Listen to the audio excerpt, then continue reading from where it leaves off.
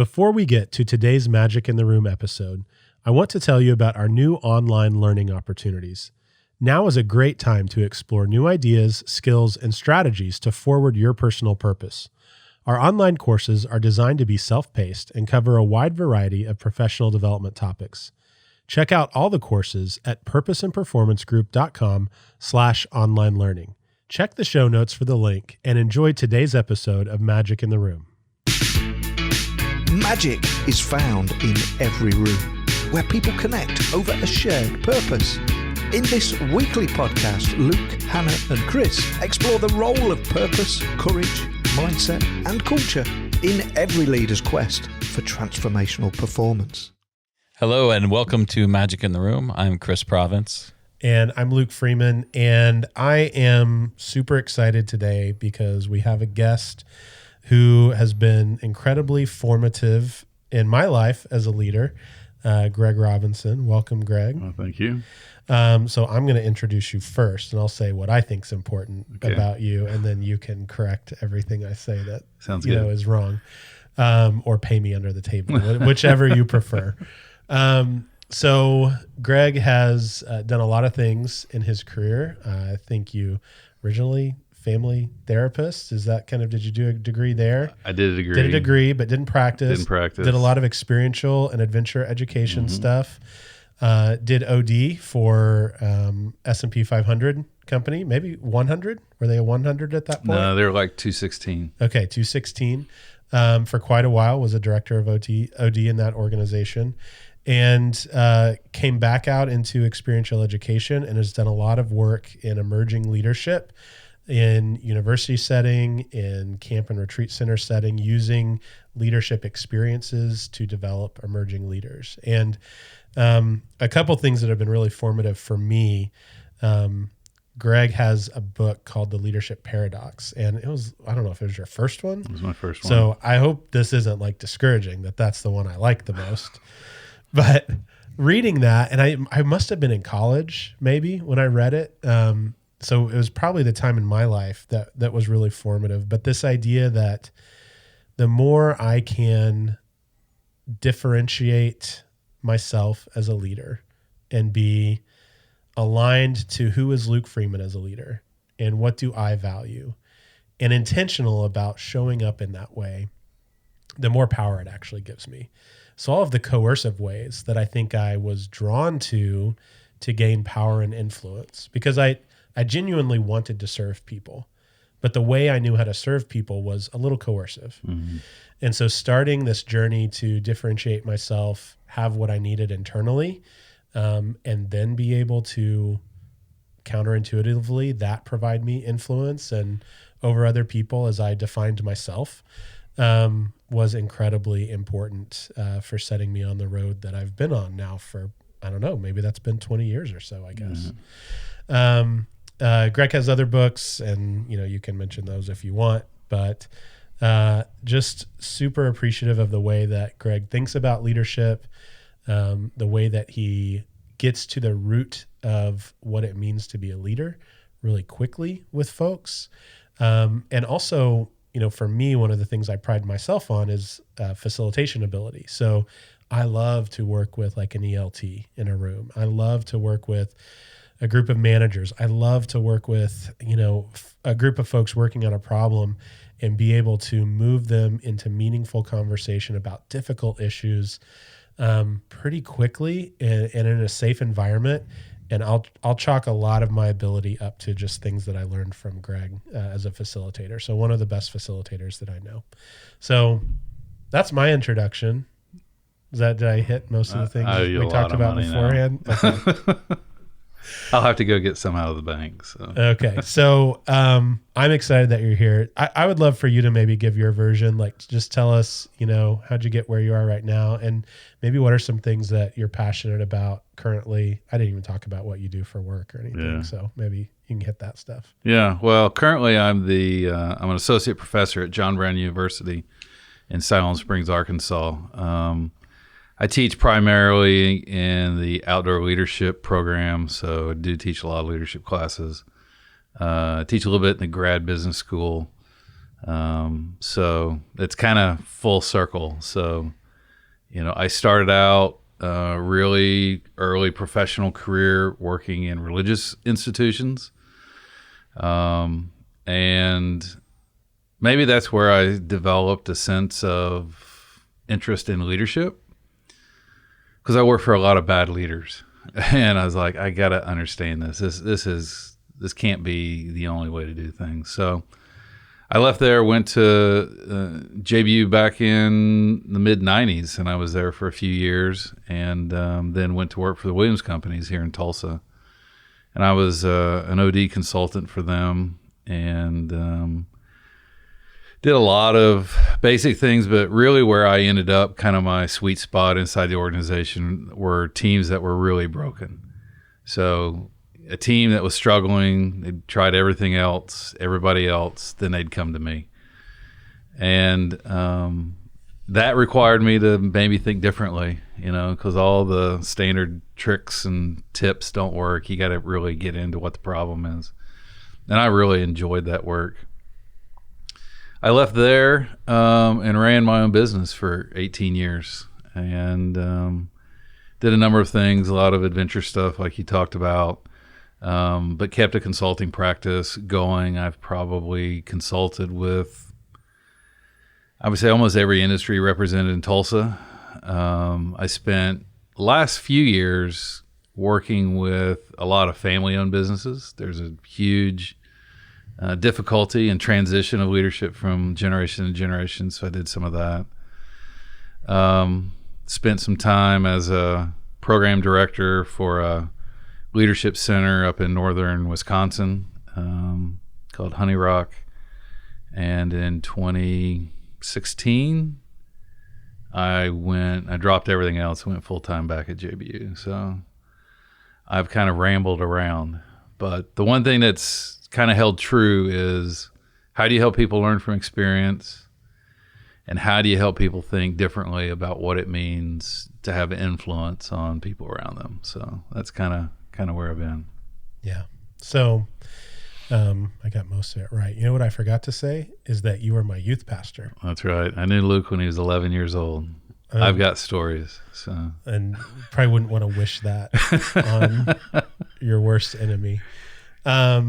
So let's jump into just, what are you seeing right now? So as we survey the leadership landscape and challenges leaders are facing, also the challenges of becoming a leader, what do you see? What's going on? And I know there's been a lot of change out there, and for us, we're always trying to coach people on, okay, there's leadership stuff that you have to do with your role. Right. You approve stuff and give direction and things like that. But how do you become a leader that has a soul that matters, and a leader that people want to follow? So, yeah, what are you seeing trend-wise out there? Well, when you look at most of the leadership literature out there, I would say it's in the last 10 years or so, what you're going to see are a few themes. One, most leadership development efforts lack cohesive, clear, theoretical grounding in what they do. The younger you're working with, the less established it is, but it's often just kind of a hodgepodge of the newest idea and the latest book that someone read, and those kinds of things. And so there's that. I think that there's also this tendency, which I think is starting to grow thin. It was the hot topic when I was in corporate America many years ago, and that is this externalization of leadership development, that we tend to try to want to talk about skills and behavior only, and think that if we can get the right behavior mimic, the right skill set built, that it's going to allow us to be successful. And what we lack is depth, character, the internal wisdom to adapt and change when needed, and stay the course when it's hard. And we're just missing that. The term I keep running across is there's this idea of a default view of leadership that we kind of inherit from our culture, and it's really built around certainty and power and control, and really comes if you dig down into it, comes from a place really more of scarcity and fear than it does, a better place of strength. So there are folks that are, I think, trying to provide a different message, but obviously their voices aren't as strong. I've seen a real uptick in the servant leadership material, which is funny when you start reading it. In order to study it, they have to externalize it. So when Greenleaf started writing about it, the frustration with his model was there was no model. It was a discussion about who you needed to be.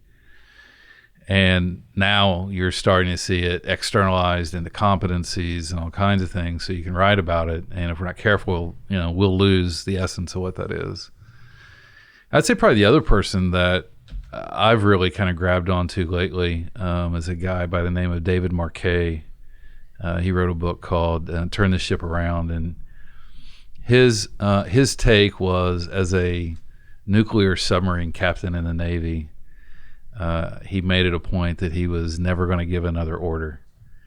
So he worked to develop what he calls a leader culture, and really what he's talking about is the mindset of what it means to think like a leader, because most leadership development programs are really developing really good compliant followers that we then will attach maybe some kind of position or authority to, but we're not really trying to get people to think innovatively.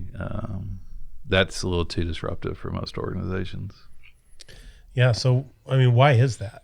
So, yeah, I think whenever I hear you say the trend is to externalize, it's to put competencies around leadership, and then, well, how do those competencies look inside our organization? Rather than here's how a leader thinks, here's how the lenses that a leader looks through to view problems, to view the people that they have influence over. I don't know that I've ever heard it said, well, it would be threatening to train how a leader thinks to an organization. I mean, give me a little bit more on that. Well, one, it's really hard to do. So it takes time. You can't mass produce it. You can't put it in a workbook. You can't put them in a 2-day training, come out the other end, and they're ready to go. So it's really hard to do. In some ways, it's really quite simple. Once you teach people how to listen inwardly, they begin to discover what's there really quickly.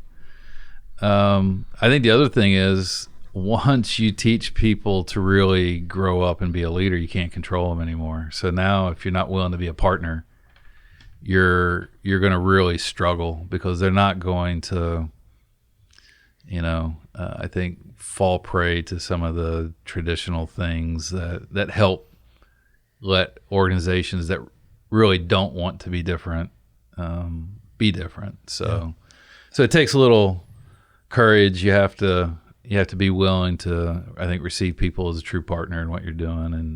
And like I said, if you come from a position of scarcity, the more you give away, the less you have. And so you're unwilling to do that. Well, and I can speak a little bit from experience, like being a part of a program that would develop a leadership mindset. Dr. Bob, like, he was leading that program. But the system that we were doing that in was massive. And it was not, like, it couldn't accept partners. It would break the system. Right. So that's how you end up sitting here talking to you, which is awesome.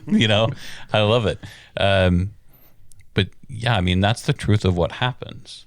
When I was beautifully compliant, I had a job, I do the job, I check the boxes, I get a check, everybody's happy. Well, then they're like, hey, we've got a team of emerging leaders. Like, let's teach them how to be leaders. And guess what? Like, they taught us really well. And none of us are there anymore. So I don't know what that says, other than the system has to be built in a way that accepts that. And that's not to say the system's bad. The system does a lot of good work. it's just really big. It produces big outcomes, and it's a beast that has to eat. So like those voices are disruptive, like precedent voices in a large system are, we've talked about that before on here. Right. It's a dangerous play. But I love that idea that all of this is, if you want to check the box and say you're developing people, you just do some external training, couple workshops. There, I did it. I don't know why they sucked. They had training. Right. But really, to develop leaders, it's such a process, and it's educational, and it's internalizing, and it does take an incredible amount of time. Somebody says, hey, how long does it take? Well, it's a journey of a lifetime, but like to see outputs, like you're talking 9 to 18 months, depending on how the rest of the system's set up. Yeah. But I know you touched on teams that, kind of jumping in the teams that were broken. And I think there's a theme here is when the system is crashing, any behavior that offers a lifeline, like it can have real impact. So when you extend the lifeline of soulful leadership and internalizing and making and keeping promises, like I think that's why the work that we do, it's great for turnarounds. Mm-hmm. The hardest thing to do is go good to great. Right. But speaking to turnarounds, kind of as you look at a broken team, a broken business, whatever, a broken community, mm-hmm. like what are the things you do to be able to effectively go in and help that team? Well, anytime you've got a broken group of whatever scale you want to look at, Mm-hmm. You can almost guarantee that they've not had a quality of leadership necessary. Because if you do the things that break teams, that that amplify anxiety and stress and distrust, those things get dealt with. And when you don't have leaders that understand those kinds of dynamics, they don't get, so they build until, it ruptures apart. So oftentimes you have to go in and give a space for people to tell the truth. And that's usually kind of the first step. I did a little workshop with some local leaders a couple years ago. It was a company that was on the back end of coming out of bankruptcy. So they had been doing training for a long time. And I really spent the first 30, 40 minutes just getting them to tell me their story and tell me what they're thinking and what they're feeling. We mapped it out all up on the board. And I just asked them, what do you see up there? And they said, a lot of things that we can't do anything about. I was like, right, so what can we do something about? And I think that's another significant step, that once you've created space for people to talk, get them really focused on the things that they can actually have some influence on. Now everybody begins to start taking responsibility. For me, personal responsibility is the key health factor at any scale. And when you can build personal responsibility, you will build teams and systems that can find their way out of whatever hole they're in. It's usually it's not that the groups or organizations can't solve their problems. They just can't see clear to, I think, engage the resources they have. So once you get them to tell the truth, you help them figure out what they can do something about, you begin to help them reframe, the end goal. And I almost always try to work in parallel. So I'm going to be working with the team, but I'm going to work with the leader at the same time. Those both have to be developed consistently together. If you get one in front of the other, it's not going to work. It's going to blow up. And so, trying to turn a leader that's used power and coercion his whole life or her whole life to get what she wants into someone that facilitates the responsibility of others, sometimes that's a hard pill to sell. So, but, I think there's two kind of leaders that buy it. Leaders that are desperate, and leaders that actually have a vision for a place they're trying to get to, and they look around and they say, I can't get there from here. I'm going to need some help. And everybody else in the middle, they're going to work till the pain's gone, and then they're done. So That's a great point. And, those leaders that have a strong vision, I know you'd mentioned that you do like generational transfers for small business, and we work a lot in that space. There's just a lot of work to be done in that space, right? For a number of reasons. But that vision has to be really strong, right? Like I want to make this place like where we steward well-being, feel like a community where we all do great work together. Like how do you give them the strength to work through? Because there are a number of people in that organization that frankly they're unwilling to internalize. Right.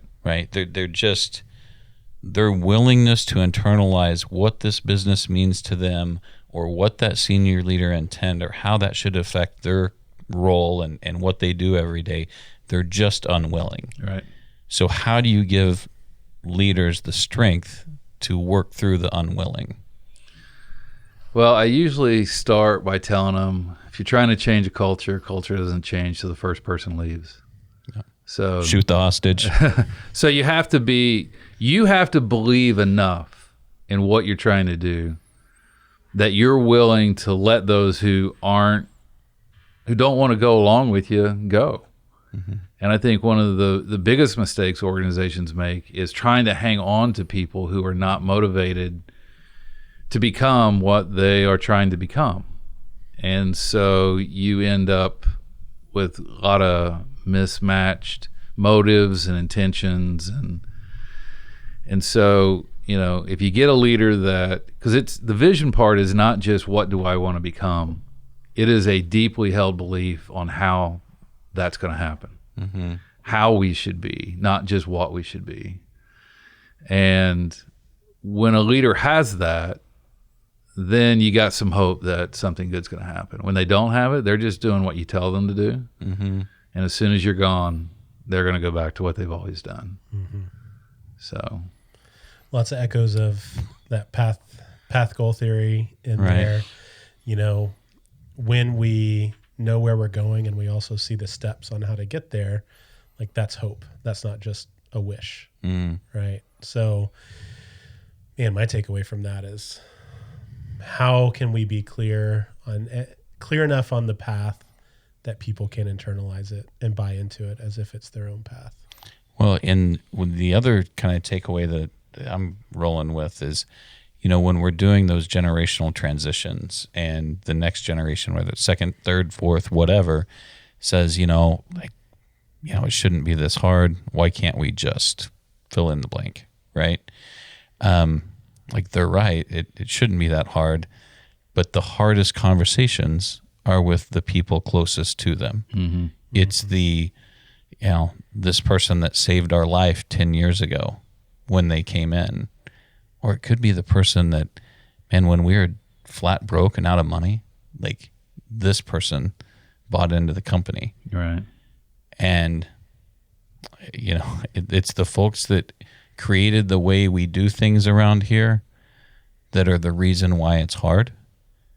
And to make a different outcome, we have to have different inputs. Yeah. And being able to willfully identify and remove people that have meant a lot to this business over the years, but don't service the future of where it's going. And that really is the first conversation. Well, and the fact is, if you will just hold true to what you really believe, most of the people that need to leave will self-select out. So it's not I don't think it's a real ominous kind of thing. Right. I remember a client that was trying to make a transition. It was an IT group trying to move from just a typical function in a big organization to kind of a consulting firm internally. And it was going to require a lot of personal responsibility, self-motivation, things like that. And one of their best project managers like, I'm not up for this. And they said, we wish you well. We'll help you find the next thing. But this is where we're going. And when he left, that's when people began to realize, oh, this is for real. And so, you talked about how long it takes for things. It's going to take you a year to 18 months to convince them that you're real. Not to mention what it's going to take thereafter to get them to master, self-awareness, self-regulation, the things that, really strong leaders can do. Because most people don't believe that any of this is real. If you try to lead differently, it's not real.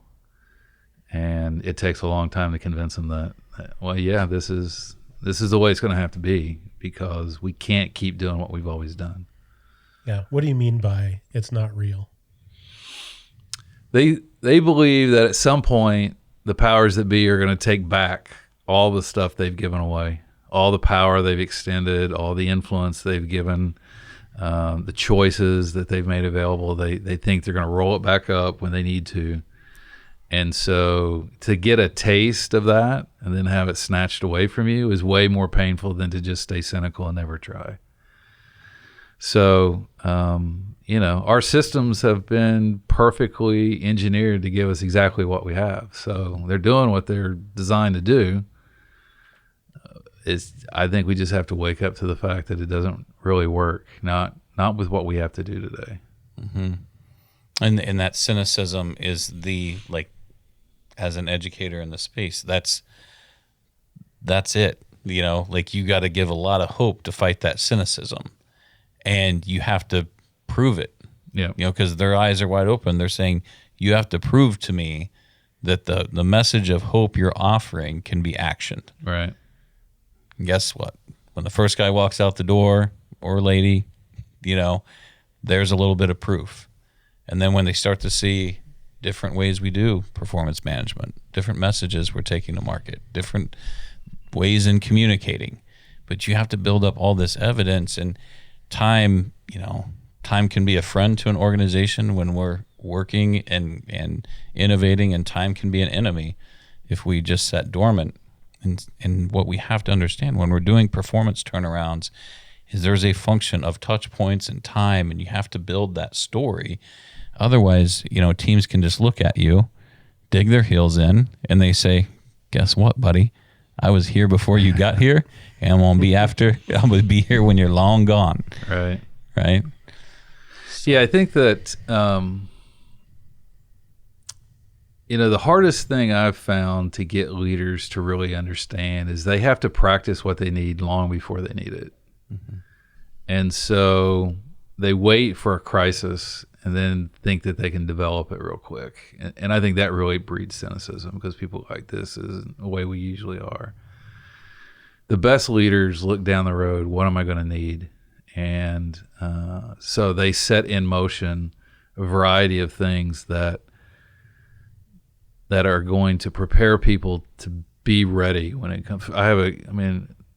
This IT group was a function inside of Williams.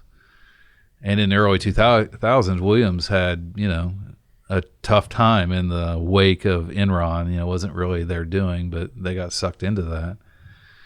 And I looked around at all the various parts of the organization that were really just crumbling under the stress of what was happening at the moment. And this group never missed a beat.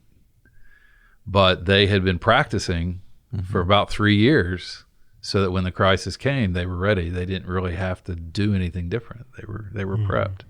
So that's a key take. Yeah. So I'm going to ask about senior leaders first, and then kind of young high performers or high potential emerging leaders.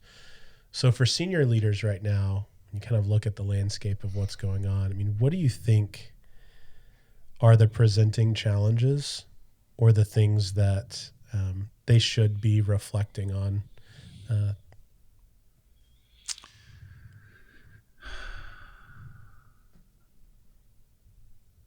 I think a lot of them are not aware of the fundamental assumptions that drive them. They think they are, but they're not. And you can't really get anything new in until you are really clear about the story you already carry, because the way you think deflects anything new. And so, I think that I go back to this idea of the default view of leadership. It's really where I've kind of landed, is that there is this orientation in the world that most leaders have been taught to carry, And part of the reason they get taught it is, where do we go to learn about good leaders? We look at who's been successful in the current system. All you're going to do is get more of what you've always had. And when you do that, you never really step back and say, okay, what have we missed? What needs to really be different? And not only can you not do that, you've lost the capacity to actually become that, even if you knew it. You haven't practiced those things that let you do that. So I think there's a lack of awareness. Maybe it's self-honesty a little bit. I do think that you have lots of leaders, like anybody else, they get fixated on the task of whatever role they've got, and they don't look around and say, have I built a context that's not only going to let me be successful in our long run, but all of us? And so they don't hear the voices they need to hear. They dismiss, the folks that have the outlier view. They're not very curious. They got very short-term views about what they do. And if they've been in the role any length of time, comfort is going to be the driver. They want to stay with what's comfortable with them.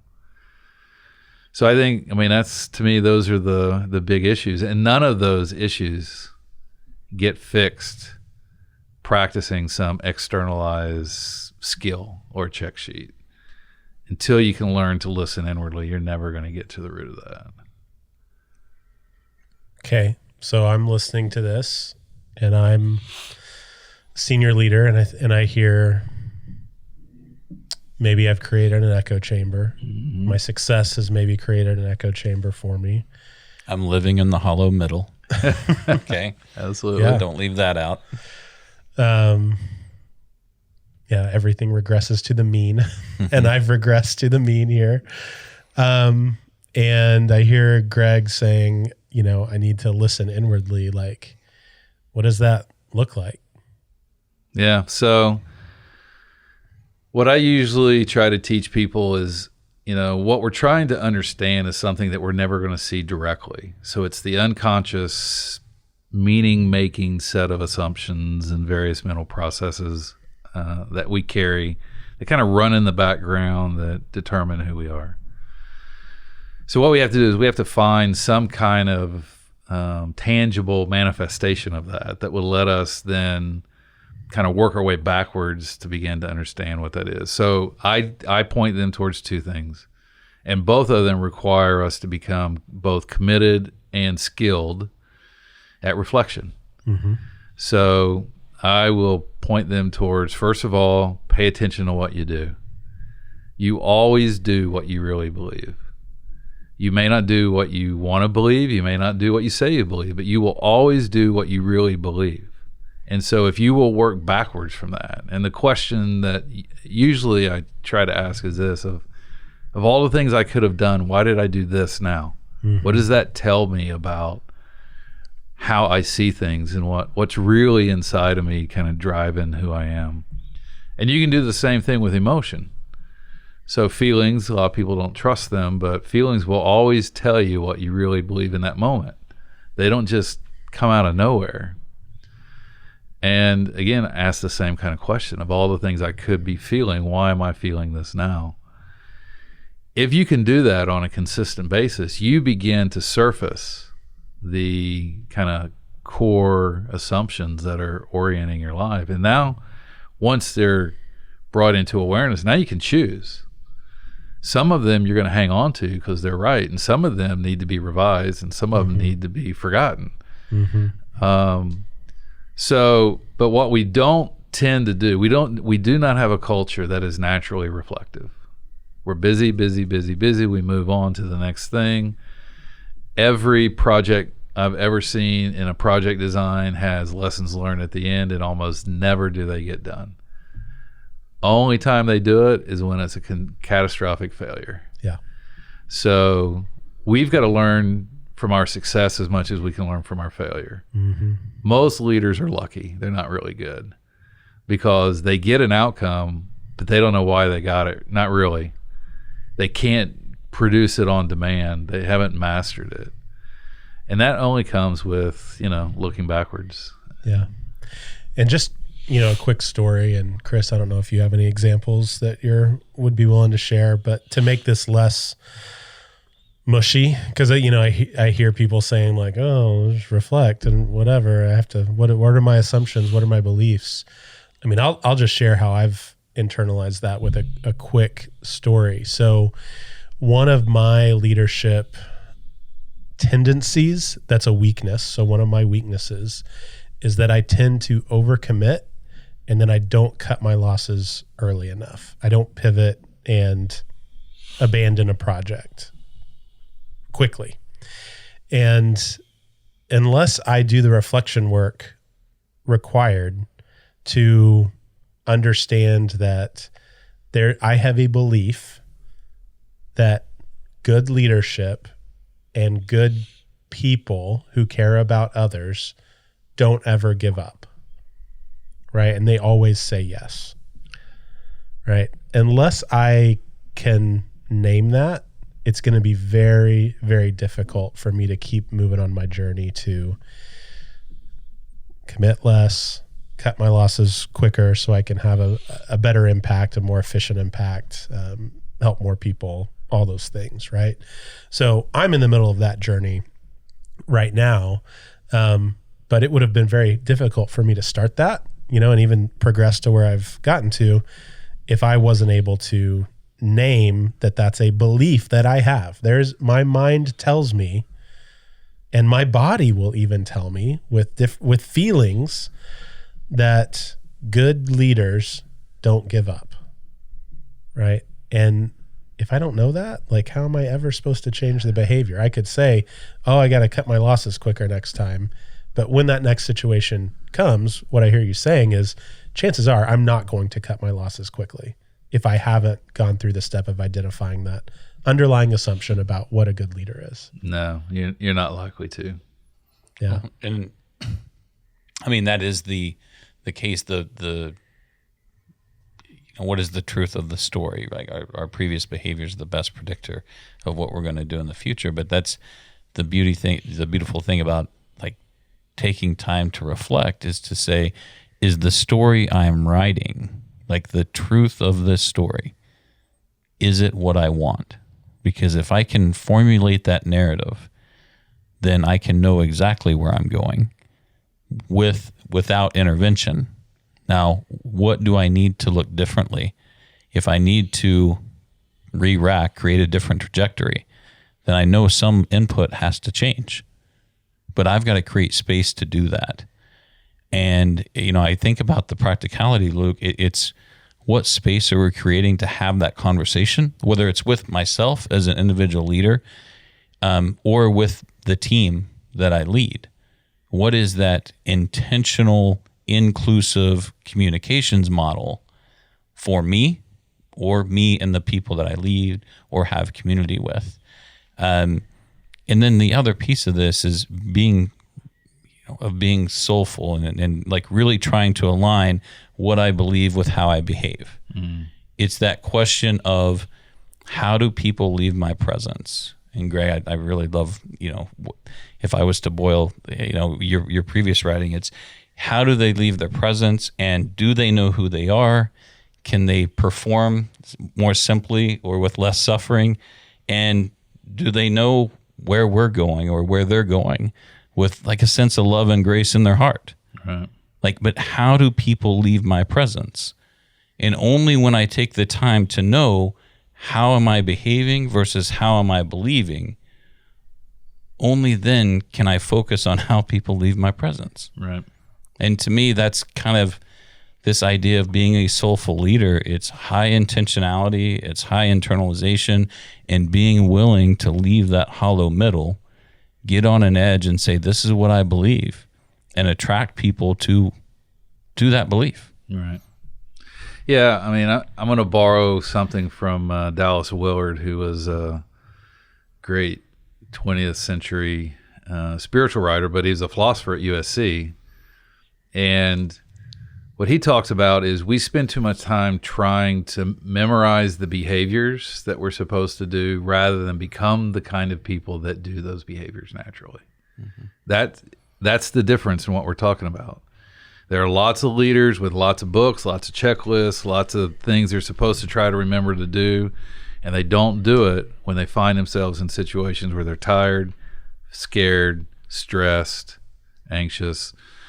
So what we're not doing enough is teaching leaders to become the kind of person that actually does this stuff naturally. And I want to tie that back, Luke. Like, if I could have just had that during our last episode, that's my take on KPIs. Like, there's a difference between having the measurement lead the organization and having an organization full of people that do those things naturally. Right. Yeah, I mean, in my practice, I've used KPIs, but we just use it as a sort of milestone to see if we're going in the right direction, more so than the definitive perfect end state. It's just a way of keeping score. Are we getting better? Are we not getting better? And it's very different than letting that be the tail that wags the dog. So, Well, what we were talking about is like, well, here's your ESG, right? Here's how you be good, right? Like, come on, man. Yeah.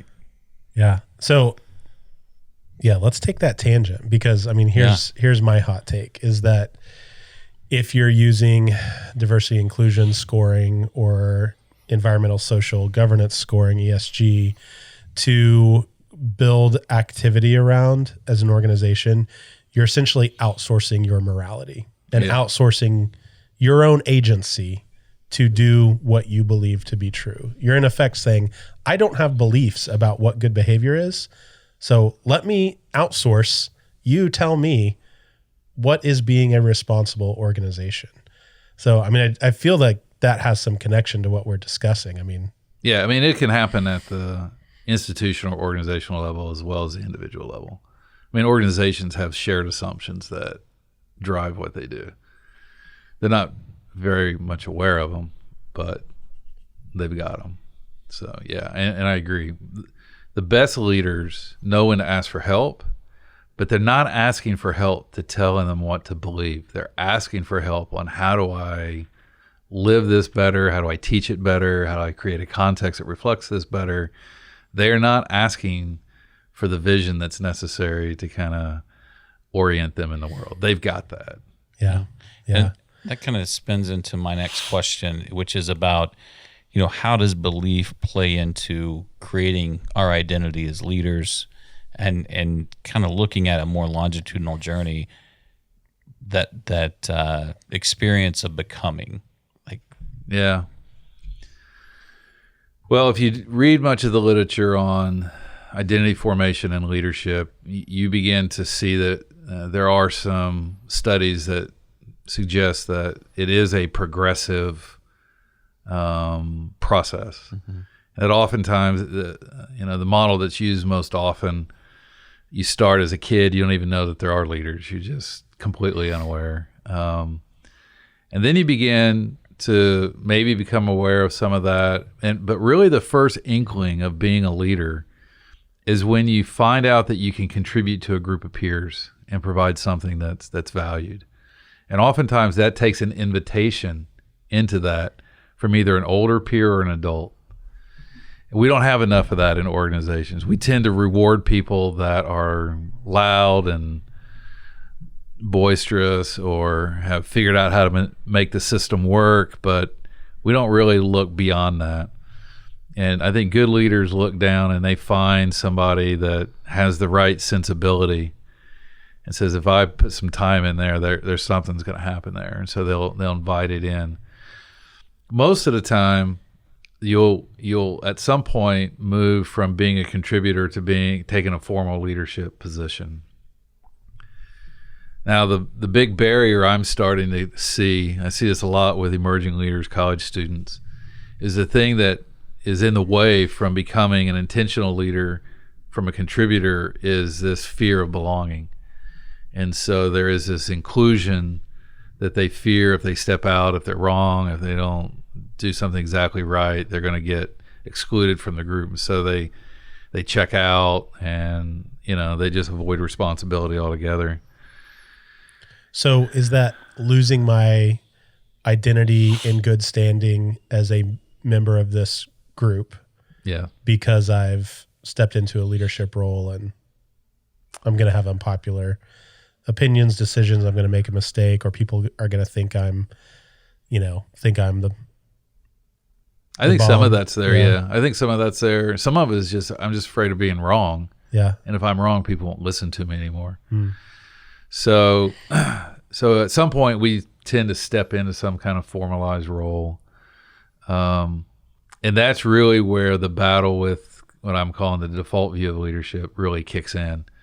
The first time you have real power, what are you going to do with it? And it has nothing to do with age. I've seen middle-aged men and women get power for the first time and lose their minds because they've never had it before. They don't know what to do with it.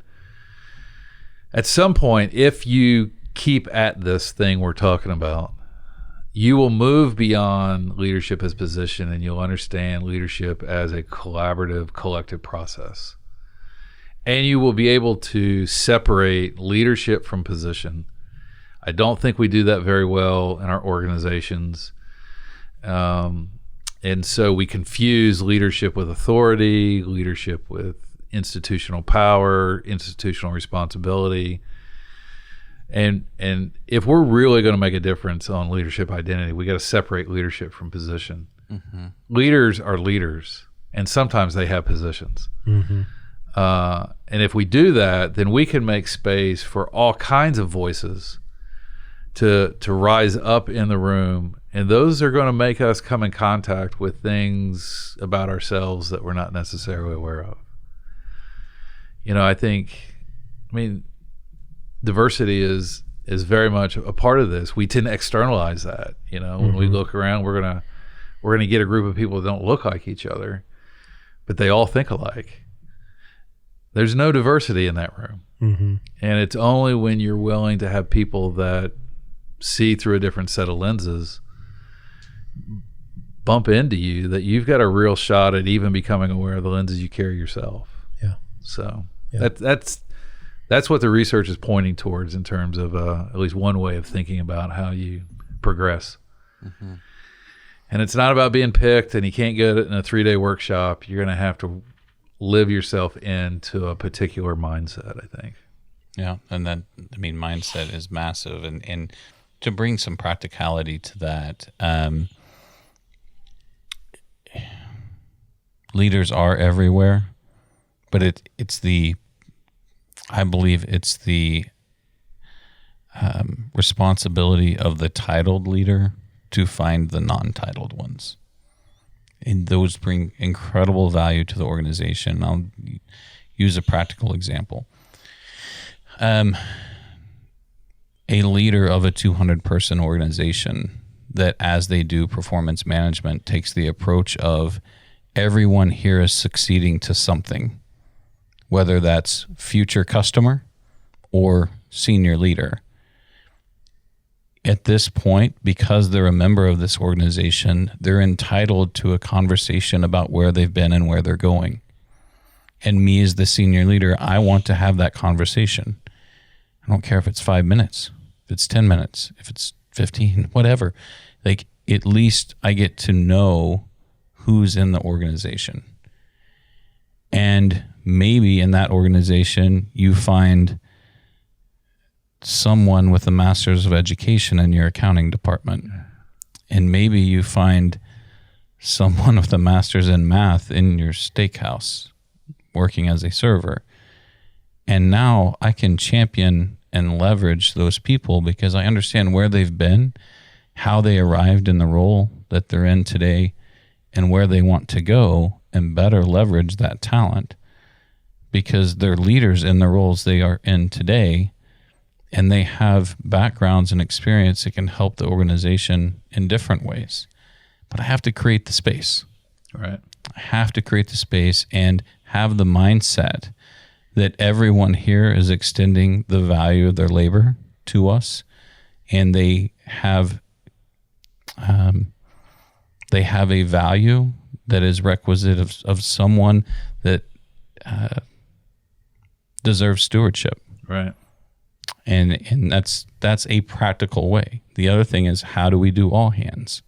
How are you speaking to everyone in your organization, whether that's, videos, newsletters, coffee house meetings, surveys?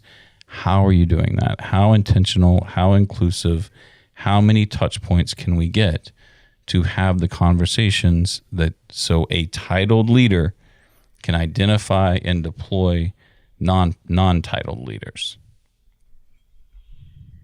Yeah, the titled leader, their real advantage is they tend to have, I would say, extra influence on context.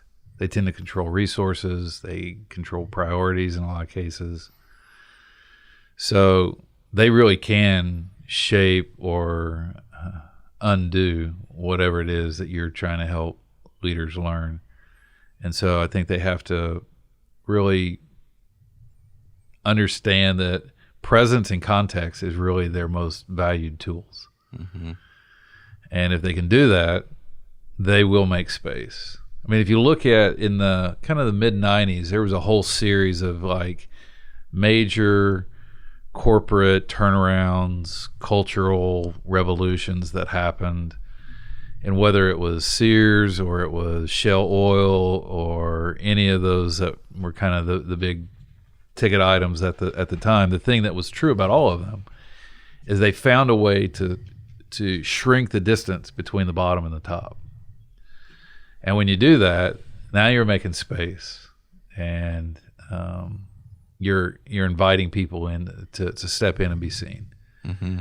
And when they do that, you'll find that they're going to step up and deliver a lot more than you think they can. Mm-hmm.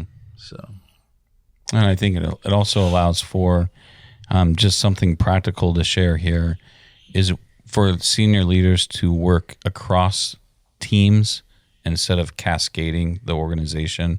So if I can work across as a peer group with those directors, and I can work across the peer group of managers and across the peer group of frontline or supervisors, I'm guaranteed all of those teams get a more direct message.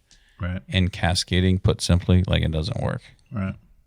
Yeah, and if you can release yourself from position, then you can do that kind of collaborative, cross-functional kind of work. But you got to have something else to imagine. So, there's three ideas that have kind of helped me organize these thoughts over the years. One is, and we're gonna go back to some religious terminology because it's some of the oldest that we have. So, you think about a prophet, and in kind of the Judeo-Christian tradition, prophets, the thing they did was they told the truth about what is, and they stretched the imagination about what could be. Now, I don't have to have a position to do that. Mm-hmm. I don't have to have control over your function to be able to come in and do that with your people, with you. I can just be that kind of person. Mm-hmm. And, so prophets do those kinds of things. Priests, kind of the same thing. But what priests try to help us remember is who we are, where our value comes from, why we matter, and they're the keeper of the story. And then if you stay with kind of the ancient paradigms, you could put king in there that has it doesn't sell well in the United States, being a former colony that rebelled. But, really what the king did, the best kings, were a lot like modern day facilitators. They created a context for people to thrive. Mm-hmm. They made sure there was land to grow food, and they provided protection, and they provided space for people to live out the dream they had. And when they did that best, their people thrived, and the kings were loved and ruled, usually for a long time. It's when we create systems that only work for a few that we get ourselves in trouble. Mm-hmm. And most of the time, that's when we're tying leadership to position versus leadership to way of being. So, all right, good stuff. Yeah, I'm going to be chewing on this one for a while. Let's do takeaways real quick. So, what's going to stick with you from our conversation today, Chris? Well, the idea that if I'm looking to generate improvement, if I'm looking to create that caloric heat, if I'm looking to become, right, we have to have that guiding vision, right? So our brand purpose or a purpose, or maybe it's a promise at an organizational level. I don't know, but it somewhere in here, it's about, promises made and promises kept.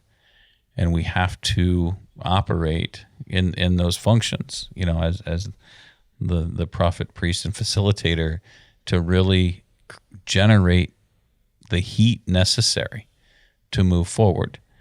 And if we choose not to generate that heat and we let the system isolate, it will fall apart. So I'm going to take it one step further. Without the willingness to internalize what I believe, the system I'm a part of or I try to lead will fall apart. I might be able to check a few boxes, maybe even win an award or two along the way, but there's nothing to it because it's externalized. But where you are right now, if I only align what I do to what I believe, then I win, regardless of what the business outcomes are. But the irony of it is the business outcomes are going to be better because it comes from a place of truth. Right. So that's what I'm wrapping my head around a bit right now. I love that we got some words, in talking about KPIs. How do I become a person that just performs this way versus being a person that has to be instructed to do a transaction? Mm-hmm. So I take that away with me as something that's really going to stick as well. How about you, Luke? Yeah, so I think the thing that is going to stick with me for a little while is this idea that only in community do we see our blind spots. I don't think those are exactly the words that Greg used, but this idea that if I want to uncover what I believe that's driving my behaviors, and especially unhelpful behaviors, chances are I'm in an echo chamber where I'm not going to see those unless I welcome people into a community where they can provide me that feedback and they can help me see things through a different lens and identify what's driving unhelpful behavior. So, yeah. Hot take though. If you're a leader leading a business and you say, how are we doing? And all you hear back is, oh, it's great. We're great. You're great. I'm great. Team's great. Product's great. Man, it's never been greater. Like, red flag. Get worried. Right. Yeah. I mean, if you're not, I don't know, we'll just say for the sake of controversy, if you're not like someone like Jeff Bezos that has the fastest growing organization in the world, then everyone's just lying to you. Right. Yeah. So you should figure out what the real answer is, but that takes work, right? Sure. Okay, Greg, any key takeaways? I would just say I'm convinced now more than ever that leadership is about becoming a particular kind of person. And you cannot externalize that. You change from the inside out if you want it to last. And you can do it. It's not overly complicated once you begin to understand it. And I'm hoping that we live in a world that's changing the rules, so to speak. I hope so too, or I'm going to go broke. We can't just keep doing what we've always done and think it's going to work. And that stuff's been written about for 25 years, but it's becoming more and more a reality.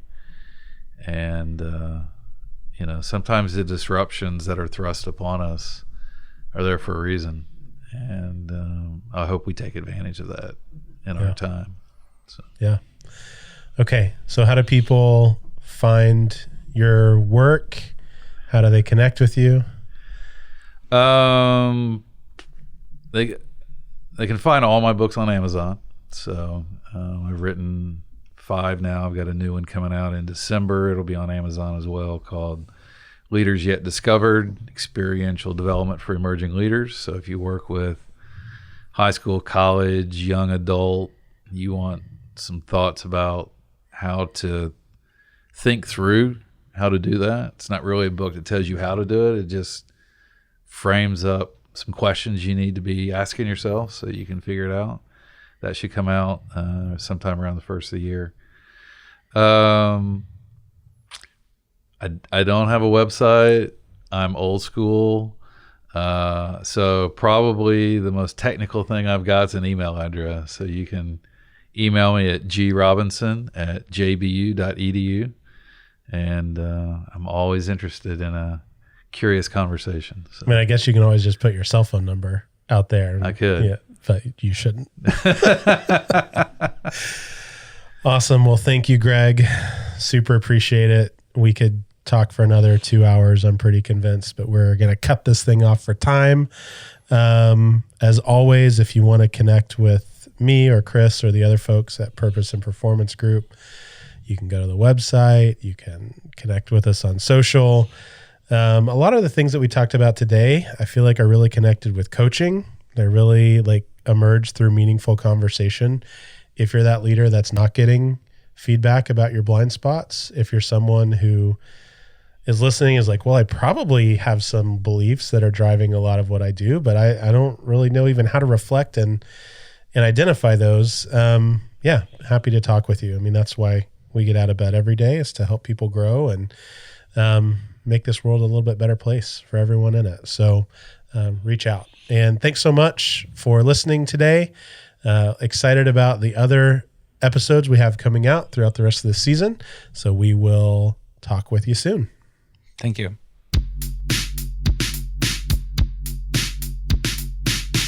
Magic in the Room is hosted by Chris Province, Hannah Bratteroo, and Luke Freeman, and produced by Ben West. Theme music is by Evan Grimm. Title track Fake Love, available on Apple Music. And this podcast was recorded at Storycatcher Studio with video and audio editing and production support by Brad O'Hara and Alicia Crum, with inspiration, strategy and technical support by yours truly, Neil Hughes. Magic in the Room is a production of Purpose and Performance Group. You can find us at purposeandperformancegroup.com, and remember, previous episodes are available at magicintheroom.com.